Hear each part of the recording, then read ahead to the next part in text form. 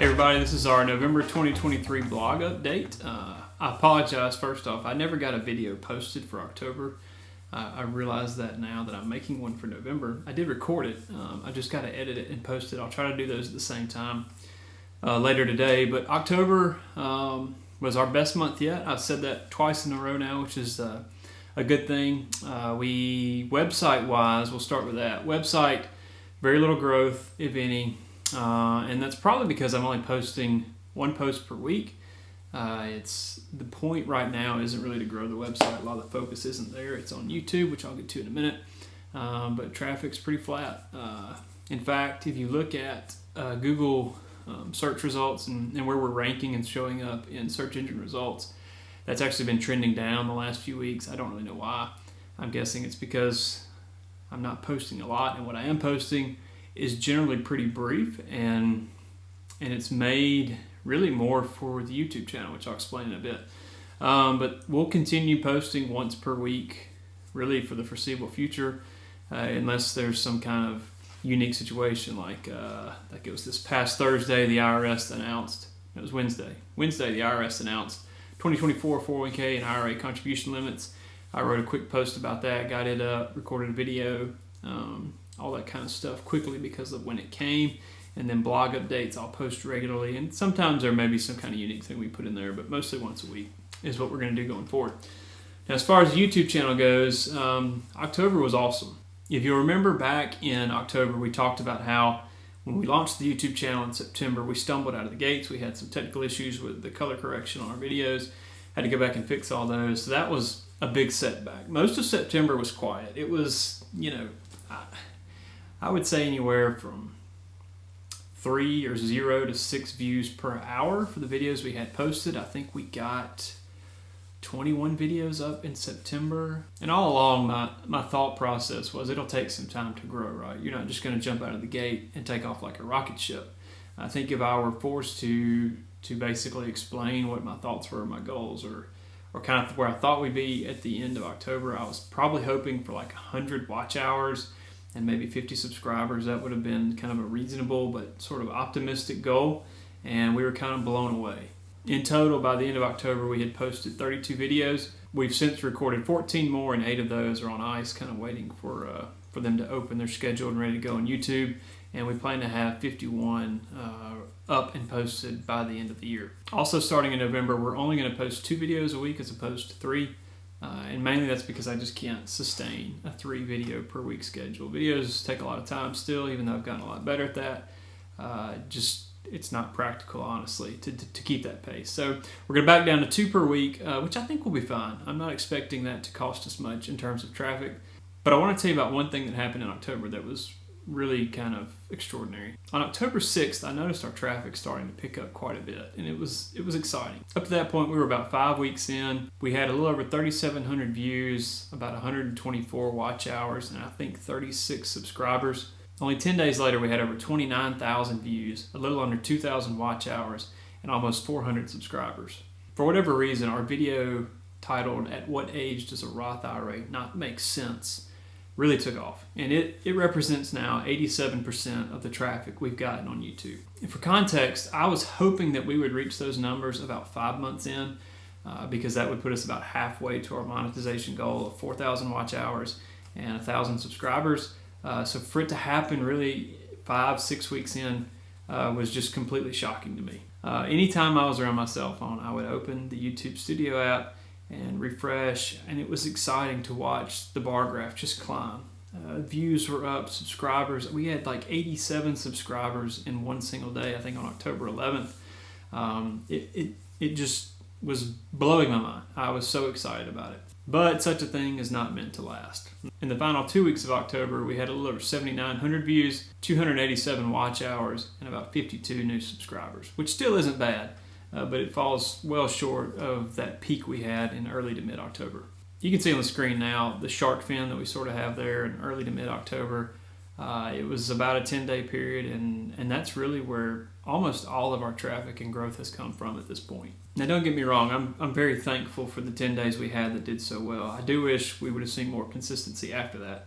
But to give you some context, based on the research I've done watching other YouTube videos and channels about how they monetize, their progress and things like that, I expected us to basically spend about 7+ months and make over 50 videos before we reach the milestones for monetization. That's 4,000 watch hours and 1,000 subscribers. And the reason that milestone is important is because that's when you can actually begin making money on YouTube. And the goal for monetization for me is to reinvest in the channel. But ultimately, I'm 14 months in and I still don't have a dime of revenue to show for it. I've learned a lot and I think I've helped a lot of people, which is great. But it's time for this thing to produce some fruit so it can feed itself. All right, next thing is YouTube Shorts. So back in September, I stumbled across this artificial intelligence app that could basically take a link to your YouTube video or channel and make shorts, which are 1 minute or less videos that YouTube has. They're in vertical format. You see them if you've gone into YouTube, especially on your phone. They're just quick snippet videos that YouTube promotes. And I didn't have time for it, frankly. I didn't, making regular videos was difficult enough. Really, they produce a lot more in terms of revenue, so that's where I've been focused. Shorts do a good job of getting your name out there. You can get a lot more exposure, but you're not going to generate a lot of viewing time, which is valuable. And it's also not going to really do a lot to get you to a monetization point unless you just have a short that goes absolutely viral. So I didn't really focus on it that much. But this AI tool could basically take the videos and do all the work for me. So basically I give it a link and I come back later and it spits out 10 to 12 videos or shorts that are pieces from that longer video. And then I can download those, load them into YouTube. And so I started doing that. And so far we've posted 75 shorts, which have gotten 8,200 views and 16 subscribers for us. And I would estimate that the watch hours from those shorts, a cumulative amount of watch hours, is about 34.5. So when you think about the fact that almost a quarter of the views we have so far are from shorts, and as far as actually recording time, it's less than 75 minutes. I don't know exactly how long that would be, but it pales in comparison to the videos. You get a lot of views for shorts versus the amount of time invested in it, but you don't get a lot of watch hours or subscribers through it. So in a way, it's like a commercial to me. I'm putting these little snippets out there and letting people see them, but it's not generated a whole lot of attention for the channel overall. I guess if I were summarizing, I would say that shorts are probably worth it, but at the same time, if that AI tool didn't exist, if it wasn't literally making the videos for me, I probably wouldn't bother. Okay, so 4 lessons learned. The first one is the algorithm is the absolute power of YouTube. That shark fin graph I showed you earlier where we went from, I think it was October 6th through the 16th, where views just went through the roof, was incredible. It was awesome. I was so thrilled that happened to our channel. It put us so far ahead of where I expected even my wildest dream. At the same time, when it trickled down or started to back off, it happened fast and it pulled way back. We're not down to where we were before that big jump, but traffic has slowed quite a bit, especially in the last 2 weeks of October. To the point where we're not really on pace anymore to monetize by the end of the year. We need that to pick up again. But then again, all it takes is one video just taking off. So the strategy now is just kind of put a lot of hooks in the water and hopefully another one will take off and pull our channel along. I mean, if that level of traffic had continued for just another week and a half to 2 weeks, we'd have been monetized by the end of October. No question about it. I mean, we were on that kind of pace, which would be, I mean, you talk about unicorns and weird things, very, very, very few channels monetize in under 2 months. That would be amazing. I mean, even 5-6 months is really good. Many people, it takes a year and a half or more. So would not complain one bit. But again, the algorithm has to promote your video. It has to let people know it's there. If it's not doing that, then there's no traffic for your channel. So to that end, I would add, if you ever do YouTube and get a lot of success through it, do not ever, ever make it your sole source of revenue. If you have success in a channel, think of ways to diversify that, either through a website, I don't know, selling products, promoting another business. You got me. You'll have to be creative and think of how that diversification comes yourself. But the algorithm has complete power over your revenue stream on YouTube. Totally. And that's just a fact. So be thinking about that if you ever start a channel. and reach some success there. Second lesson learned is I can't get my finger on the algorithm. I don't understand it. I can't make sense of it. The videos that have done best on my channel are the ones I was least optimistic about or most pessimistic about, because they were either a subject matter that just was uninteresting or I didn't think would reach a lot of people, like my best video. At what age does a Roth IRA not make sense? Well, the answer to the whole question of the video, if you watch it, is there isn't an age when a Roth IRA doesn't make sense. But I'm really glad I made that video now. But when I posted it, I thought, well, we'll see what happens, right? So the videos that I thought weren't going to be great have done extremely well. And I've got several videos that I really focused on doing a bang-up job. There's two. One is around compounding interest and the other is time value of money. Those are broad topics. The video in those, they move well. There's graphics, there's features, there's animations and things. I spent a lot of time, and they're pretty short. They're 4 to 5 minutes, which to me makes it more attractive because who wants to spend all their time on YouTube? But I thought they'd do great, and they are struggling. So I don't know. If you look at analytical stuff like watch time, percentage of the video that's viewed, how long people are sticking with it, all these things. Even some of the videos that don't hold viewer attention very well seem to get promoted and do well. And some of the ones that are holding viewer attention for long periods of time are just sort of out there floating. I don't get it. I cannot put my finger down on what YouTube wants me to make, how a video should look, even how people should respond to it for it to be successful. Like I said, the goal right now at this point is just to put a bunch of lines in the water and hope we get a bite. Third lesson learned is I should have started with YouTube from the get-go. Setting out, I don't like being in front of a camera. I think I have a great face for radio. I think I have marble mouth. Even now, it's like work to try and speak clearly and enunciate for the camera and the microphone. And even then, I forget sometimes. I get lazy and I mumble. But the truth is, I don't like this. I'm looking at a phone in an empty house right now, and it just doesn't make sense to me. It's not comfortable. I didn't want to do that. I wanted to write. I like to write. Writing, you can take your time. You can write from anywhere. You don't have to have, a backlight and a front light and a microphone and all the setup you have for video. You can revise things easily. You can review it before you post. It's just a lot easier to do, but I never got any traction that way. So the goal of YouTube was to really supplement the website and drive traffic to the site, and that's just not happening. But we are seeing success on YouTube. I'm much closer to monetizing and earning money for the blog through YouTube than I ever was or have been with the website. So if I had to start over again, I would do them both together. I would do something like I did for the YouTube channel, where I built up a big stockade of posts or videos in this case and release them in a flurry all at one time. I would do that again. I would probably spend really months sort of learning to write, building a website. I mean, I might even wait up to a whole year just to get all the ducks in a row, because you're going to learn a lot as you start making video. You're going to learn a lot about editing. You're going to learn about just sitting in front of a camera and speaking and organizing your thoughts and putting them into a script. You're going to make a few takes that you hate. You're going to make some videos that you think are awful, and that's fine. But if you can have a big enough pool of resources so that when you do start your channel or start your website, that there's some quality to it, you'll feel good enough about it. I mean, people expect the first few things you do to kind of stink. That's fine. And if they don't, oh well, that's life.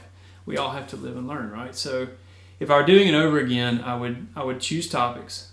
I would do the same method where I focus in on a specific topic, like Roth IRAs or IRAs, and then move from IRAs to 401ks and then 401ks to HSAs. And this is kind of this growing spiral where you focus around a topic and you write posts around it, and the topics begin to get broader and broader and broader and broader and broader, and you kind of spread out. But that gives you a chance to become a subject matter in a topic. If you produce video and blog content for it, it gives you a lot more credibility to search engines and things like that. And like I said before many times, the algorithm is really what you're trying to please initially, because you're not going to get traffic if the algorithm hates you. Now, with all that said, this is true for personal finance. If you were blogging about travel or baking or sewing or boating or whatever, the approach may be completely different. Personal finance, is an extraordinarily busy, crowded, just content heavy space on the internet.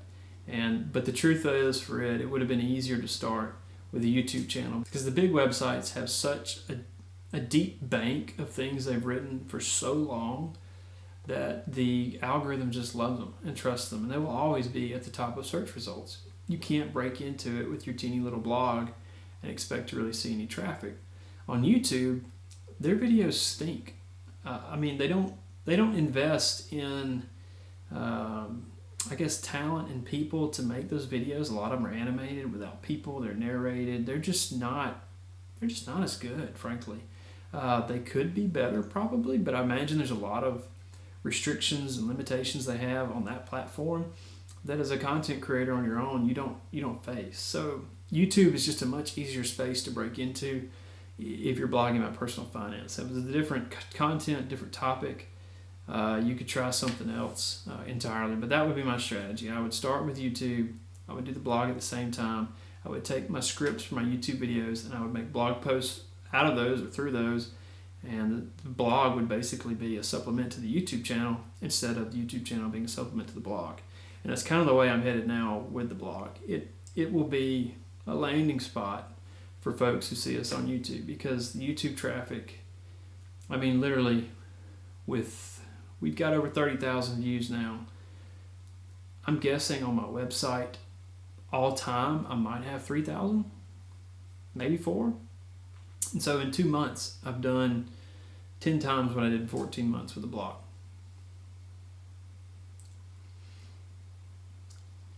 All right, lesson learned number 4 is don't post YouTube shorts on the same day you do full-length videos. This is me describing the algorithm that I told you I couldn't figure out, but I think I have figured out one thing. If you post a video and then follow it with anything else shortly thereafter, another video or a short video, YouTube basically takes one thing at a time and it throws it out there to the viewers it thinks are most likely to view the content you've produced. It puts it in front of them. So when you open a YouTube page, you've got all these suggested videos to watch, and basically YouTube's trying to put things out there that those viewers will want to see. So it takes your video, it says, oh, this is about personal finance. Well, this guy that's logged on right now is looking for stuff. I will take this new video and throw it out there and see if he likes it. And if no one clicks on it and they ignore it, it kind of dings the potential of that video. Or if someone does click on it, they only watch a few seconds of it, or maybe less than 10% of it, and that happens a lot, then that video is going to quickly find itself less and less attention. However, on the other hand, if YouTube puts it out there and people are clicking on it and they're watching it, and they're watching it all the way through, and they're liking, they're subscribing, they're interacting with the video, it's going to get promoted more, and it just kind of grows and snowballs. But it will only do that for so many videos at a time.